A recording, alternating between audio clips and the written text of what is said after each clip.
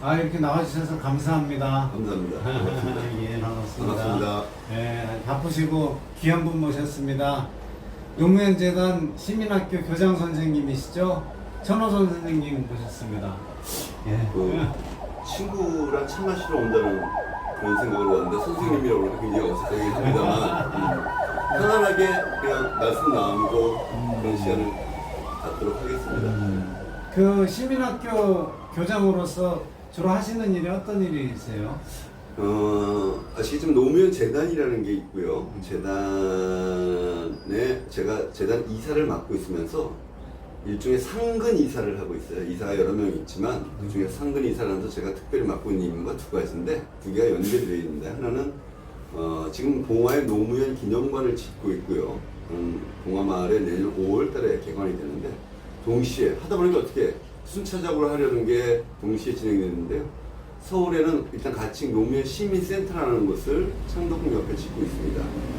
그 시민센터 건립 추진 단장, 즉 건물 짓는 일을 합니다. 건물 짓는 일을 하고 동시에 여지껏 노무현 시민학교가 쭉 시민교육 또는 민주시민교육을 수행해 왔었는데 새로운 시대에 맞게 센터 개관 이후에 더 다양한 프로그램들을 제공하기 위해서 시민학교 장도 동시에 맡고 있는 한편으로 하드웨어와 소프트웨어를 같이 준비하는 일을 하고 있다고 보시면 될 것 같아요. 시민센터는 내년 12월 개관을 목표로 하고 있습니다. 그 노무현 기념관은 내년 5월에 봉화에 나가는 예. 거죠? 그 어떤 형태로 규모라든지 규모는 제가 직접 관리는 안 하기 때문에 못 알고 있지만 봉화마을에 노무현 대통령이 대통령 당시 사실 집도 지붕 낮은 집이라고 이야기했듯이 그 두 분의 어떤 풍광을 전혀 압도하지 않고 굉장히 낮은 기념관. 근데 거기 들어가면 아마 노무현 대통령을 체험적으로 느낄 수 있는 그런 공간이 지금 준비되고 있고요. 네. 그래서 봉화마을 가보신 분들도 있을 텐데 가보시면 이렇게 낮지만 층수는 실제로 지하까지 아마 한 3층 정도 되는 논과 길 사이에 있는 그런 그 노무현 시민센터는 규모라든지 뭐 용도 이런 것 평수로 말씀드릴게요. 우리가 아직 익숙하니까 대지가 한 500평 되고요. 지하 3층, 지상 3층 주차장 포함해서 그래서 한 1,500평 정도 되는 건물이고요.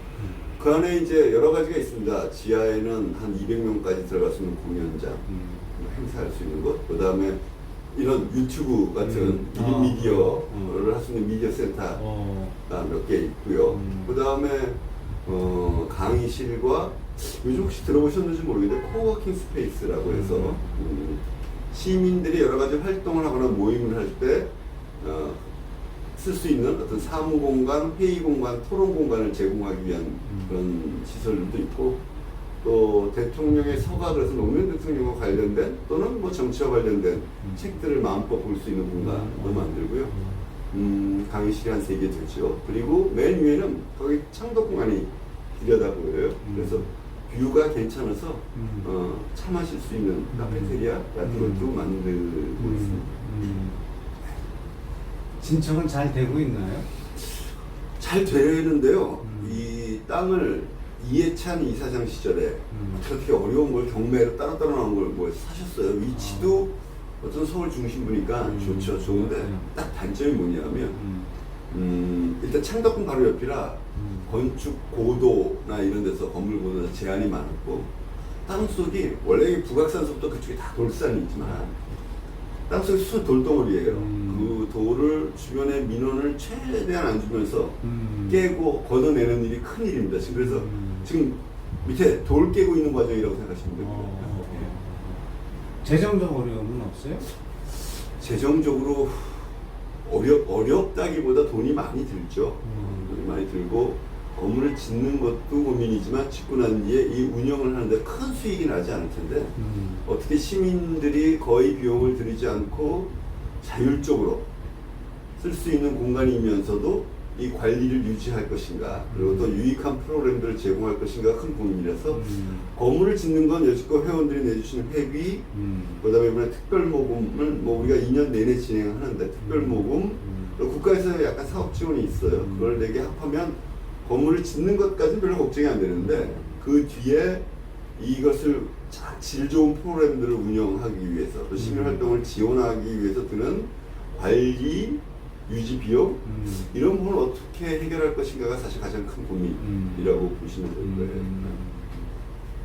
노무현재단 같은 경우 원체 취지가 좋고 그러니까 뭘 하려고 그러면은 사람들이 비교적 이렇게 좀 잘 내주시고 그러는 편이죠. 회원들의 열정은 뭐 대단하죠. 아마 저희가 이걸 하기 전에 노무현 재단을 띄우고 나서 전후해서 지금 이미 오래됐습니다만 각국의 어떤 총리나 대통령 또는 정치인들의 사후의 재단 또는 기념관 이런 사례들을 봤는데 대개 몇몇 기업들이 지원하거나 아니면 정당이 돈을 내서 지원하거나 또는 지방자치단체 그 고향인 지방자치단체에서 지원을 하거나 해서 운영을 되게 하는데 전 세계적으로 이런 사례는 없을 거예요. 현재 우리가 노무현재단 회원 한 6만 5천 명 되는데 6만 5천 명 정말 개미 회원들의 돈을 가지고 이렇게 운영해 왔다는 것, 또 건물까지 지을 수 있었다는 건 아마 전 세계 전력과 앞으로도 잘 만들어지기 어려운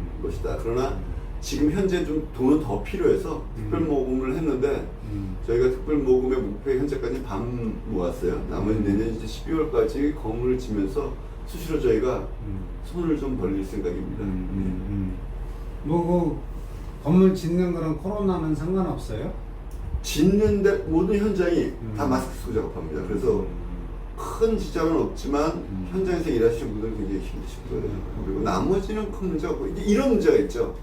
건물을 짓는데 코로나 이후 세상은 뭐 흔히 얘기하듯이 비대면 활동이 많아질 것이다 라는 것들인데 이 공간을 지어놓고 이 공간에만 의존하는 것이 아니라 이 변화된 어떤 세상에 사람들이 사회활동을 하고 시민들이 공부하고 실천하는 모습들도 많이 달라질 거다. 그 부분을 어떻게 예측하고 준비하느냐 그러니까 그에 맞는 프로그램들을 어떻게 만드냐가 제일 큰 고민이고요. 원래 사실은 코로나가 있기 전에도 저희가 건물을 지면 이 건물에 무슨 과거식의 일방적인 교육을 하거나 공간 남으면 그냥 대관해준다 이런 수준이 아니라 온라인 플랫폼이라고 그러죠 요새. 그러니까 저희가 사실 이걸 굳이 개념 규정을 현재 시점은 온, 오프, 통합, 시민 플랫폼 이런 개념으로 접근해요. 그래서 온라인에서 요새 그런 것들 여러분들 보셨을지 모르겠지만 시민들이 이런 공부합시다 같이 합시다 그러면 저도 하고 싶어요 라고 하면 이렇게 맞춰지는 거죠. 매칭 또는 매개가 되는 그런 것들을 기본으로 하고 시민학교도 거기에 프로그램의 공급자 중에 한 명이 되는 거고 그런 오프라인에서 시민들이 스스로 예를 들면 이런 거죠. 광주에서든 부산에서 모여서 노무현 대통령의 어떤 뭐 운명이다를 놓고 토론할 또는 다른 어떤 정치사회적인 것들을 놓고 공부할 사람 모입시다. 5명만 모여서 공부합시다 하면 스스로 만나서 자기들이 공간을 찾아서 공부하는 그런 것뿐만 아니라 뭐 토론 공부를 한다든지 그 다음에 뭐 캐리커처 그리는 모임을 한다든지 이런 것들이 자발적으로 이루어지는 온라인 플랫폼을 구축하는 걸 하나의 방향으로 하고요.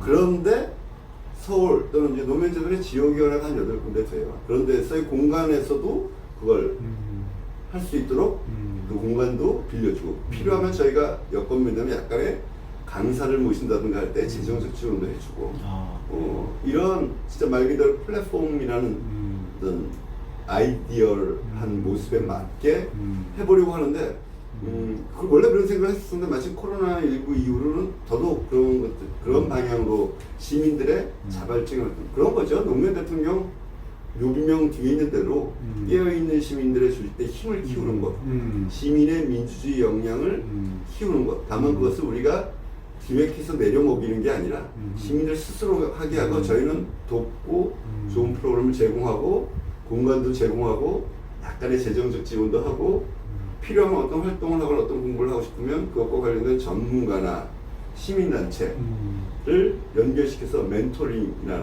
또 코칭 같은 지도를 해준다거나 하는 것들을 네트워크를 연결하는 이런 좀 나름대로 거창한 꿈을 키우고 있습니다. 플랫폼이라고 이름 붙일 만한 그래서 시민 플랫폼, 모노프라인 시민 플랫폼이다 라는 것을 하는 큰 방향으로 하고 건물은 그 서비스 중에 하나 라는 개념으로 접근하는 게 지금 시대에 맞는 것 아닌가. 무조건 다 모여라 교육 들어라, 질의응답하고 집에 가라 이런 게 아니고 그리고 저희가 또 학습만 하는 건 아니고 시민활동, 사회적 실천도 하려고 해요. 예를 들면 우리가 종로구에서 쓰레기와 관련된 환경 캠페인을 뭘 하고 싶다 라는 사람들이 모여서 제안하는 사람들이 모이고 그럼 그분들이 약간의 사무실도 잠깐 필요하지 않겠어요? 그럼 사무실도 대여하고 뭐 약간의 OA 사무기기도 제공하고 그들에게 토론할 공간도 주고 그분들이 교육을 받겠다 그러면 또 그분들 중에서 환경단체 중에 환경 전문가 중에 요거에 맞는 분들은 이런 분인 것 같아요. 연결도 시켜주고 뭐 이런 일을 하려고 하는데 간단한 일은 아니죠. 여지껏 우리가 해왔던 일의 방식과는 굉장히 많이 다른 변화가 필요한 그런 일입니다. 하여튼 해보려고 합니다. 그러면 지금 현재 하는 시민학교 교육은 또 어떤 프로그램들로 운영이 되고 있나요? 시민학교가 노무현 재단이 2009년에 뜨고 난 뒤로 쭉 운영을 해왔어요. 쭉 운영을 해와서 여러 가지 프로그램들이 있었었는데 이제 하나는 노무현 대통령에 대한 프로그램이 있을 거고 다른 것은 또는 두 번째는 노무현 대통령의 정신에 부응하는 시민들의 역량을 강화하는 프로그램들이 있을 거고요. 여러 가지가 있는데 그 중에 하나 이제 대표적인 것 중에 하나가 저희가 한 4년 됐는데 리더십 학교가 있어요. 청년과 고위라고 나눠서 청년들은 20주, 고위는 10주 정도의 일반적인 강의가 아니라 강의도 하고 토론도 하고 실습도 하고 프로젝트도 사회실천 프로젝트도 하는 나름대로 종합적인 리더십 프로그램 이런 것을 운영하는 게 한 축으로 있고요. 나머지는 되게 아주 작게는 클래식 음악 감상과 해설, 그 다음에 뭐 캐리커처 그리기, 캘리그라피 쓰기 이런 것부터 아주 단기적으로 노무현 대통령에 대해서 공부하는 모임, 또는 뭐 생태 문제에 대해서 글짓기, 말하기 역량, 토론하기 역량을 강화시켜주는 뭐 중단기 프로그램 이런 것들을 운영하고 있는데 지금 상반기에는 못했어요. 코로나 때문에. 하반기에도 역시 저희는 뭐 워낙 소그룹으로 하려니까 대규모 이름난 강사 모아서 하는 이런 시대는 이제 좀 지났다고 보고 소그룹으로 하려고 하기 때문에 하반기에는 상황이 더 악화되지 않으면 이제 다시 재개를 하려고 하는 거죠. 네. 소그룹이라면 한 몇 명 정도? 15인 이내 정도가 적절하다고 생각해요. 요즘 기준으로 1.5m 거리도 거의 되고 그리고 저희가 보통 교육을 해보면 명강의를 듣고 나서 박수는 치는데 끝에 별로 남는 건 없는데 사람들이 함께 머리 맞대고 토론하고 실천하고 했던 것들이 가장 남더라는 게 그렇죠. 모든 교육의 결과인 것 같아서 그걸 하면 규모가 클 수가 없다. 저는 하여튼 15명 내외 단위의 수많은 소그룹의 학습 모임, 그런 실천 모임을 만드는 것들에 노무현 재단은 하나의 기여를 하고 싶다 이런 생각이죠.